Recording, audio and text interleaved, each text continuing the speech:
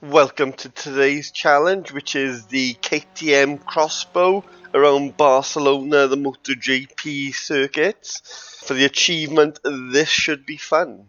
But was it fun? Well, actually, yeah, it was. It was quite fun to drive. It's a nice car. It's a little bit like a bike, but a car, and that's kind of where it's come from, really. So KTM build bikes, and they've decided to build this car. It's fantastic, to be honest. It's lightweight, powerful engine, and good handling. Pretty much what you get with a bike, but in a car. So it's a bit weird, but it's lovely. So when you're driving a bike car around Barcelona, you kind of have to do it really around the Moto GP circuit, which ironically now is closer to the Formula 1 Turn 10 than what we have on the Formula 1 2021 game. Okay, it's not quite the same as what the current Formula 1 version of the track is. Well, the current version of the track. There is no MotoGP version or Formula 1 version. It's the same track now. But it's quite close. The corner's a little bit tighter. The straight's a little bit shorter than the old MotoGP circuits. You'll probably see that. So you'll see that difference as we drive round.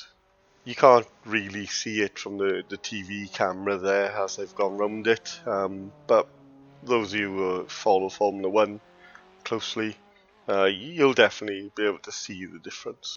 So enough about the track now and the turn 10 changes, and Codemaster's not been able to do that. And on to the car. So the first time I saw this car was on Race of Champions in 2019, because I only started watching Race of Champions 2019, and anyone who's actually watching this video live, Race of Champions for this year is on the weekend in Sweden, so it's going to be in snow, which is going to be rather cool. And for anyone who's not watching this video live, then I'm sorry you missed out on that little TV guide. But I'm sure you can find replays on YouTube. It's a 2-litre turbocharged 4-cylinder Audi engine, I believe, which produces over 420 Newton meters of torque around 3,200 RPM, which is phenomenal, really. It's a 6-speed manual gearbox, again by Audi. So the engine and the gearbox are perfectly in sync. And all that weighing in less than 800 kgs. This gives it a fantastic power to weight ratio, which ideally, if you could build the ideal car, it would have a 1-to-1 sort of ratio for stability and speed. Another thing I like about this car is you can see the suspension, you can see part of the engine, and it just adds to the beauty of it, and appreciating the finer art of how to make a car go fast. It is quite easy to get kind of fixated on all the suspension bits moving in this car. It's really unique. I don't think there is any other race car like this, to be honest. It's road legal as well in some countries. I'm not quite sure what countries it is and isn't road legal. But could you imagine just owning this and going, I'm just going down to shop in this? It'd be fantastic. You'd want to drive it all the time. So let's get into the Hotlap itself. Enjoy!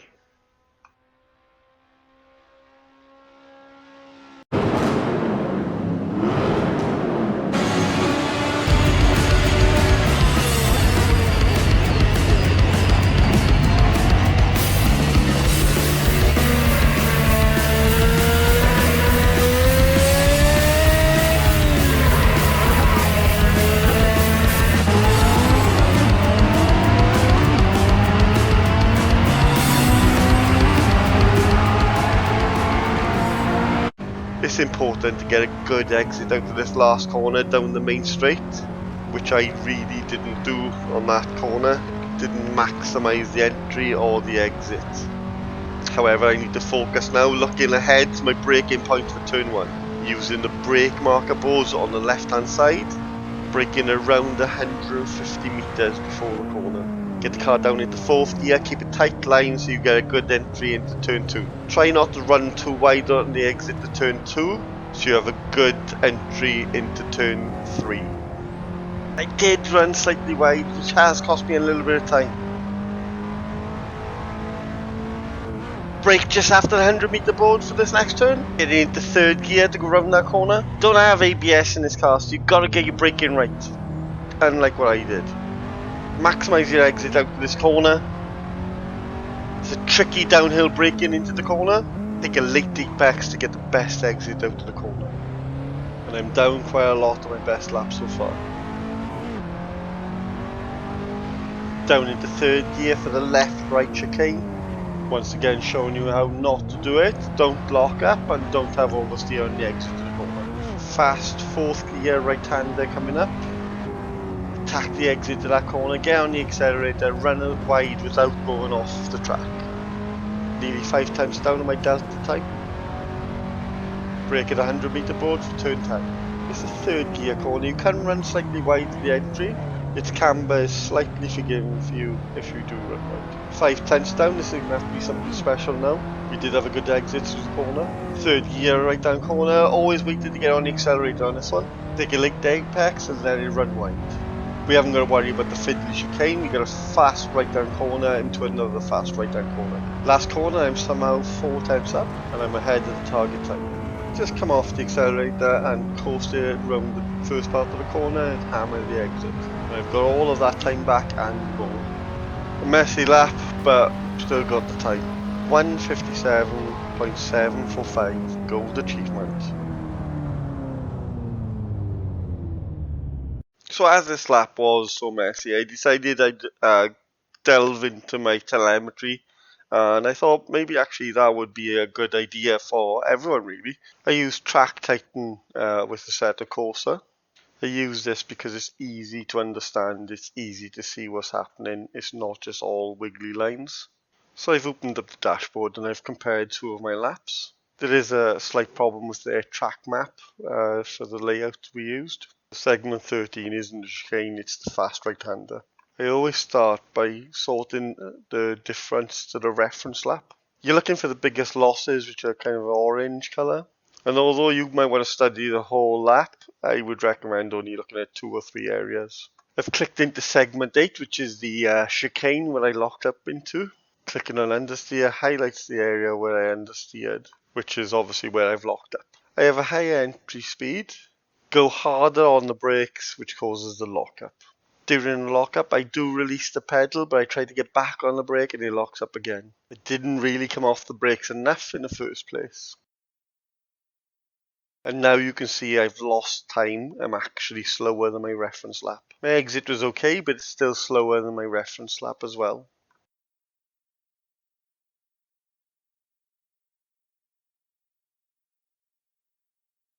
Looking at oversteering then, I oversteered during the transition between the 2 corners. I'm trying to get the car rotated into the next corner, but it's just not happening, so I correct my steering input.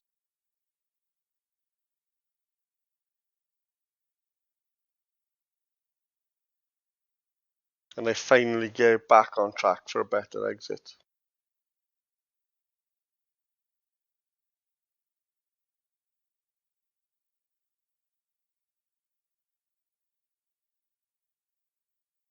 Taking a deeper look at the difference to reference on this sector, you can see I lost nearly 4 tenths, and the majority was lost at the beginning part of the chicane. It really highlights how much that lockup cost me into these corners. Clicking into using the grip, I'm not a big fan of this feedback, but what it tries to do is it analyzes when your reference lap is on the accelerator and you're not. Or when you're on the brake harder or longer than your reference lap, and it basically tells you then whether you were using the full grip available. For me, it oversimplifies it a little bit, so that's why I'm not a big fan. However, when you have made a mistake through a sector, it can be a useful tool as well.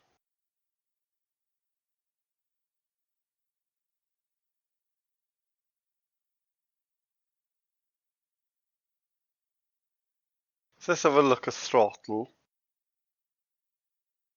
Here we see direct comparisons of the throttle traces, and you can compare my 2 laps and see which one is clearly the more smoother of the two. With my hot lap, I was always fighting for control of the car and was on and off the throttle a lot, which really doesn't help the stability either. Clicking into racing line, you get a top-down sort of view of what that looks like, which is useful because obviously when you're on track you can't really see. Again, it's probably more useful when you haven't made a mistake. So clicking into braking now, which is where we've established I made a mistake. Like the throttle section, you get to see my brake inputs during this sector.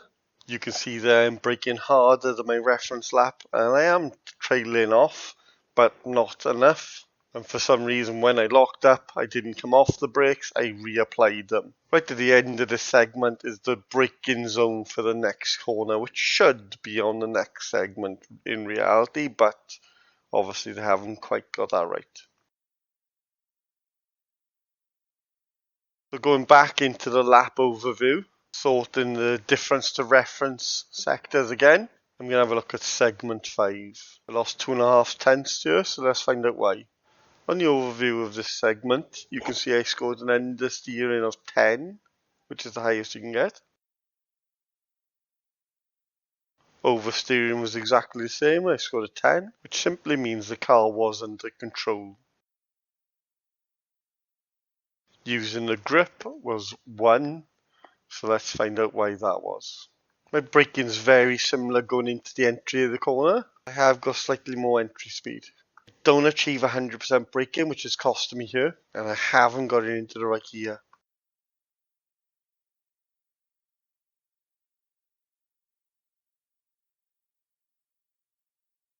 So not only am I under braking, but I haven't got the engine braking for me. I'm having to have another stab at the brakes as well. Finally getting into 4th and then quickly into 3rd. I get on the accelerator earlier, but then I kind of lose confidence and come back off it, so I don't maximise the exit to the corner either. And that's the thing really, if you have a bad entry to the corner, you've got to really maximise the exit.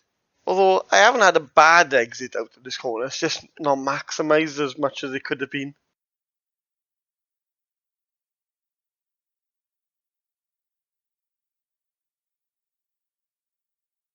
If we look at the time difference, you'll see that I've lost the time at the beginning of the corner. I do actually get some back at the exit. It was 3 tenths down, got it back to 2.5 tenths down. Because this wasn't a long straight after that corner, obviously I don't really get the best benefit from that. But it does minimise the damage.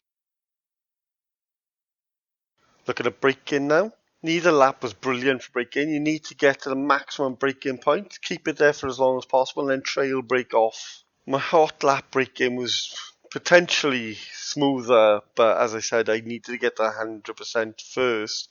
Then, if I trailed it down the way it was my entry, I'd be really happy. The focus zone in track Titan is to do with where you're losing time, not really to show you what you were doing wrong at that point. So like braking, it's not showing me what I did wrong with braking. Clicking into throttle where I've only scored 1, which is very low. I can see that actually not only am I still on the brake, whilst on my reference lap I'm accelerating. When I do get an accelerator, it's less than what I would have on my reference lap. Midway through the corner, I do get a better exit and I do a later upshift. But I don't get onto the accelerator fully after the gear shift, so I'm losing more time there. Then just looking at the racing line, which confirms everything really. I carry a bit too much speed into the corner, having to run wide and then try and get the better exit out to the corner. As I'm off the racing line, the track is dirty and I've got that working against me as well. Looking at the difference timing, I'm actually up at the start of the corner, as you can see. But as I said, I'm running wide. I haven't got control of that speed, so all of that's going to go to waste. I hope you've enjoyed looking at the telemetry for this lap. I certainly found it useful, and I'm hoping you did too. I'll do more of this in future hot laps as well.